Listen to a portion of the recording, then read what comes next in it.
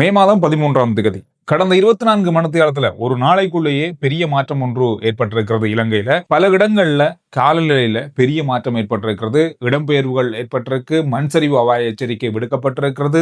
தொடர்ந்தும் மழை பெய்யக்கூடிய அச்சுறுத்தல் விடுக்கப்பட்டிருக்கிறது.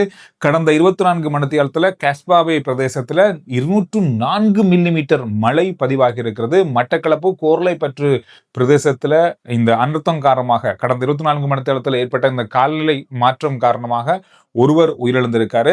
பல குடும்பங்கள் இடம்பெயர்ந்து தற்காலிக இடங்கள்ல தங்க வைக்கப்பட்டுள்ளதாக அறிவிக்கப்பட்டிருக்கிறது. குறிப்பாக கடும் மழை காரணமாக பனிமூட்டம் அதிகமாக இருப்பதால நெடுஞ்சாலைகள் மூலமாக பயணிக்கின்ற ஹைவே மூலமாக பயணிக்கின்ற பயணிகள் 60க்கு மேல பயணத்தை உங்களுடைய வாகன அந்த பயண வேகத்தை மட்டுப்படுத்துங்க என்ற அறிவுறுத்தல் போக்குவரத்து போலீசாரால வழங்கப்பட்டிருக்கிறது. பல நெடுஞ்சாலைக்கு நுழைகின்ற அல்லது வெளியேறுகின்ற நுழைவாயில்கள்ல அதிக வெள்ளம் இப்பொழுது நிறைந்திருப்பதால நீங்க போகும்போது அறிவுறுத்தல்களையும் நெடுஞ்சாலையில பயணம் செய்யும் போது அந்த பாதை வழியாக போடப்பட்டிருக்கின்ற அறிவுறுத்தல் பலகைகளையும் சரியான முறையில கவனித்து பயணம் செய்யுமாறு கேட்டுக்கொள்ளப்பட்டிருக்கிறது. அதோடு முக்கியமாக சொல்லப்போனா புத்தளம், காலி, மாத்தறை ஆகிய பிரதேசங்கள்ல இன்று அதிகளவான மழை 200 மில்லிமீட்டருக்கும் அதிகமான மழை பதிவாகி இருக்கிறது. இன்றும் நாளையும் நாளை மறுநாளும் குறிப்பா வருகின்ற 48 மணித்தியாலங்களுக்கு தொடர்ச்சியான மழை பல மாவட்டங்கள்ல பதிவாகும் அப்படின்ற தகவலை வெளியிட்டிருக்காங்க. நீர்ப்பாசன திணைக்களத்தினுடைய அறிவித்தலின்படி 16 நீர்த்தேக்கங்கள், பெரிய அளவான நீர்த்தேக்கங்கள், சிறிய அளவான 17 நீர்த்தேக்கங்களுடைய வான்கதவுகள் திறக்கப்பட்டிருக்கு. எந்தெந்த பிரதேசங்கள்ல இந்த வான்கதவுகள் திறக்கப்பட்டிருக்கோ அந்த பிரதேசங்கள்ல தாழ்நில பிரதேசங்கள் இருக்கிற மக்கள் அவதானமாக இருக்கும்படியும் கேட்டுக்கொள்ளப்பட்டிருக்கு. அனர்த்த முகாமைத்துவ மையம் வருகின்ற அதாவது நாளைக்கு காலையில 9 மணி வரைக்கும் 11 மாவட்டங்களுக்கு மண்சரிவு அபாய எச்சரிக்கையை விடுத்திருக்காங்க. இதுல பதுள, காலி, களுத்துறை, கண்டி, கேகாலை, குருநாகல், மாத்தளை, மொனராகல, நோரேலியா, ரத்னபுரி இந்த மாதிரியான பிரதேசங்கள்ல வாழ்ற மக்கள் ஆபத்தான பகுதிகள் அப்படின்னு சொல்லி நீங்க அடையாளம் கண்டால் உங்களுக்கு தெரியப்பட்டால் உடனடியாக அந்த பிரதேசத்திலிருந்து வெளியேறுமாறும் கேட்டுக்கொள்ளப்பட்டிருக்கு. அதோடு மட்டுமில்லாமல் சில இடங்கள்ல அதிகாரிகள் தொடர்பான அறிவுறுத்தல்களையும் அந்த மக்களுக்கு வழங்கியிருப்பதாகவும் சொல்லப்பட்டிருக்கு. மலையக பிரதேசங்களுக்கு பயணம் செய்கின்ற சாரதிகள் மிக அவதானமாக வாகனங்கள்ல பயணம் செய்யுங்க. இரவு நேர போக்குவரத்து பயணத்தை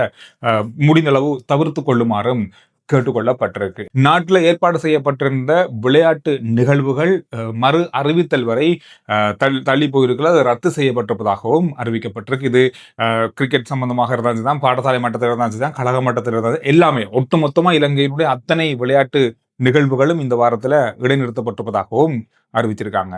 ஸ்ரீலங்கன் ஏர்லைன்ஸ் ஒரு தகவல் வெளியிட்டிருக்காங்க. உலகத்தினுடைய எரிசக்தி நெருக்கடி அப்படின்றது இலங்கையினுடைய ஸ்ரீலங்கன் ஏர்லைன்ஸ் பயணங்கள்ல ஏதாவது பாதிப்புகள் ஏற்படுமா என்ற கேள்விகள் கடந்த நாட்கள்ல இருந்தது பயணிகள் மத்தியில். அதற்கு எந்த விதத்திலும் பாதிப்பு ஏற்படாது அப்படின்ற மாதிரி பதில் அளிச்சிருக்காங்க. அவங்களுடைய சேவைகள் அத்தனையுமே இந்த எரிபொருள் பிரச்சனைகளையும் தாண்டி பயணங்கள் தொடரும், எந்த விமான சேவையும் ரத்து செய்யப்பட மாட்டாது அப்படின்ற மாதிரி சொல்லியிருக்காங்க. அதற்கு ஈடாக மானியம் வழங்கி இருக்கிறது அரசாங்கம். அந்த ஈடு கட்டுறதுக்கான இந்த எரிபொருள் விலையை சமப்படுத்துறதுக்கான அந்த செலவை அரசாங்கம் வழங்கி இருக்கிறதால இதுல எந்த பிரச்சனையும் இருக்காதுன்னு சொல்லிருக்காங்க. ஆனால் உலக நாடுகள், உலகத்தின் மிகப்பெரிய நாடுகள் அமெரிக்கா, சைனா, இந்தியா ஆகிய நாடுகள் பல விமான சேவைகளை மட்டுப்படுத்திருக்காங்க. விமான போக்குவரத்துக்கான கட்டணங்களையும் அதிகரிச்சிருக்காங்க. இதோட இந்தியா இப்பொழுது ஒரு மிக முக்கியமான தகவலை வெளியிட்டிருக்காங்க. வெள்ளி, தங்கம் கொள்வனவு செய்கின்ற அல்லது இறக்குமதி செய்கின்ற வரியை அதிகரிச்சிருக்காங்க. 6 விதத்திலிருந்து 15% அதிகரித்திருக்காங்க. இதுக்கு காரணம் தங்கம், வெள்ளி ஆகியவற்றை இறக்குமதி செய்யறத மட்டுப்படுத்துறதுக்கான ஒரு நடவடிக்கையாக இது மேற்கொள்ளப்பட்டுள்ளதா சொல்லப்பட்டிருக்கிறது. போன ஞாயிற்றுக்கிழமை இந்திய பிரதமர் நரேந்திர மோடி அவர்கள் தங்கம் வாங்குறத குறைத்துக் கொள்ளுங்க அப்படின்ற தகவலை வெளியிட்டிருந்தார். இது பரவலா பெரிய அளவாக பார்க்கப்பட்ட ஒரு செய்தி. எனவே தங்க இறக்குமதி என்றது இந்தியாவை பொறுத்தவரை பாரிய அளவு 72 பில்லியன் அமெரிக்க டாலர்களுக்கு ஒரு வருஷத்துல தங்கம் இறக்குறாங்க. இந்த வெளிநாட்டு கையிருப்பை அல்லது டாலர் கையிருப்பை வைத்துக் கொள்வதற்காக தங்க இறக்குமதியை மட்டுப்படுத்துறதுக்காக இந்த வரி உயர்வு ஏற்பட்டிருப்பதாக சொல்லப்பட்டிருக்கிறது. இந்த வருஷத்துடைய காலாண்டுல மட்டும் இந்தியால 20 தொன் தங்கம் இறக்குமதி செய்யப்பட்டுள்ளதாக கணக்கிடப்பட்டுள்ளது. ஐயோ, அந்த அளவுக்கு தங்கம் இறக்குமதி செஞ்சிருக்காங்க இந்தியால. இது எல்லாத்தையும் மட்டுப்படுத்துறதுக்காக இந்த இந்த வரி உயர்வு ஏற்பட்டிருக்கிறது. வருகின்ற நாட்களில் இந்த வரி உயர்வால தங்கத்தினுடைய விலை அதிகரிக்கலாம் அப்படின்னு மாதிரி சொல்லப்பட்டிருக்கிறது. இந்த தங்கம் வாங்காதீங்க அப்படின்னு சொன்னதுக்கு பிறகே தங்கத்தினுடைய விலை அதிகரிக்கப்பட்டுள்ளதாகவும் சொல்லப்பட்டிருக்கு. இலங்கையை பொறுத்தவரை தங்க விலை 3,95,000 தாண்டி செல்கிறது. ஒரு பவுன் தங்கத்தினுடைய விலை என்ன பாருங்க, இது 4 லட்சத்தையும் இந்த கிழமையில தாண்டலாம் அப்படின்ற மாதிரி எதிர்பார்க்கப்படுது. சர்வதேச சந்தையிலேயும் தங்கத்தினுடைய விலை இப்பொழுது அதிகரிக்க ஆரம்பித்திருக்கிறது. அமெரிக்க ஜனாதிபதி டொனால்ட் ட்ரம்ப் அவருடைய குழுவினர் பீஜிங் போயிட்டாங்க. சீனாவுக்கான பயணத்தை மேற்கொண்டு இப்பொழுது பீஜிங் சென்றடைந்திருப்பதாக சர்வதேச ஊடகங்கள் செய்தி வெளியிட்டிருக்காங்க. மிக மிக முக்கியமான விடயங்கள் தொடர்பாக இந்த சந்திப்புல சீனாவோடு பேசப்படும். இதுல அதிகமாக சீனாவுக்கும் அமெரிக்காவுக்குமான வியாபாரம் தொடர்பான விஷயங்கள் தான் அதிகமாக இந்த பேச்சுவார்த்தையில் இருக்கும்னு சொல்லப்படுது. இதுல மிக முக்கியமா ஈரான் அமெரிக்கா போர் தொடர்பாக பேசப்படும். ஹோர்முஸ் கால்வாயினுடைய நிலைமை தொடர்பாக இதுல மிக முக்கியமாக ஆராயப்படும் என்ற தகவல்களை சர்வதேச ஊடகங்கள் தெரிவித்திருக்காங்க. இதுல மிக மிக முக்கியமான இன்னுமொரு விடயம் பார்க்கப்படுது. சீனாவுக்கு சென்றிருக்கிற அமெரிக்க ஜனாதிபதி ட்ரம்ப் அரச தலைவர்களோடான சந்திப்புகளில் மட்டும்தான் பங்கு கொள்வார். பொது நிகழ்வுகள் எதிலையும் அவர் பங்கு கொள்ள மாட்டாரு அப்படின்ற மாதிரி சொல்லப்பட்டிருக்கு. இதோட பென்டகன் ஒரு தகவலை வெளியிட்டிருக்காங்க. ஈரானுக்கு எதிரான அமெரிக்காவுடைய போருக்கு இதுவரைக்கும் பிப்ரவரி 28 இருந்து இன்றைக்கு வரைக்குமான காலப்பகுதிக்குள்ள 26 பில்லியன் அமெரிக்க டாலர்கள் செலவழிக்கப்பட்டிருக்கிறதாம். 29 பில்லியன் அமெரிக்க டாலர்கள்.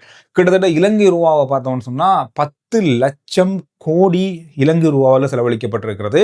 இந்த அளவு செலவு தேவைதானா, ஏன் இவ்வளவு செலவு செலவழிக்கப்படுகிறது அப்படின்ற கேள்வியும் பென்டகன் அதிகாரிகளிடம் ஊடகவாளர்கள் கேட்டிருந்தாங்க. அதற்கு செலவு பற்றி எங்களுக்கு எந்த விதத்திலும் கவலை இல்லை, அதுல எந்த பிரச்சனையும் இல்லை. ஆனால் ஈரானிடம் அணு ஆயுதம் இருக்கக்கூடாது, அணு ஆயுதம் தயாரிக்கக்கூடாது என்பதே எங்களுடைய நோக்கம். அதுதான் அமெரிக்க சீனாவுடைய குறிக்கோளும் கூட. அதனால இந்த செலவுகள் பற்றி எங்களுக்கு எந்த பிரச்சனையும் இல்லை அப்படின்ற கருத்தையும் அவங்க வெளியிட்டிருக்காங்க.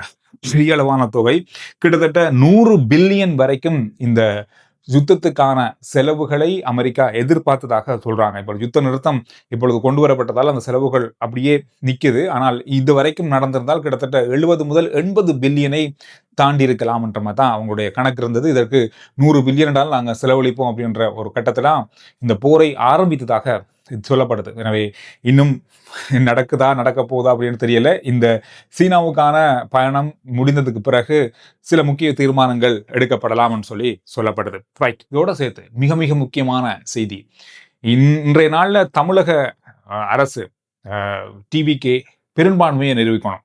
அந்த பெரும்பான்மை நிரூபிக்கிறதுக்கான வாக்கெடுப்பு இன்றைய நாள்ல நடந்தது. இந்த வாக்கெடுப்புல 144 வாக்குகள் ஆதரவாக பெறப்பட்டிருக்கிறது. 86 மேலதிகமான வாக்குகளால அவங்களுடைய தீர்மானம் நிறைவேற்றப்பட்டிருக்கிறது. ஒரு சீட்டு 2 சீட்டு, ஒரு தொகுதி 2 தொகுதிக்கு பெரிய தள்ளாட்டத்தில் இருந்த டிவிக்கு இவ்வளவு பெரிய பெரும்பான்மையை பெற்று தங்களுடைய தீர்மானங்களை நிறைவேற்றியிருக்காங்க. இது மிக முக்கியமான ஒரு விஷயமாக பார்க்கப்படுது. இந்த விஷயங்கள் தான் கடந்த மணித்தியாலங்கள் பார்க்கப்பட்ட செய்திகளுடைய சுருக்கம்.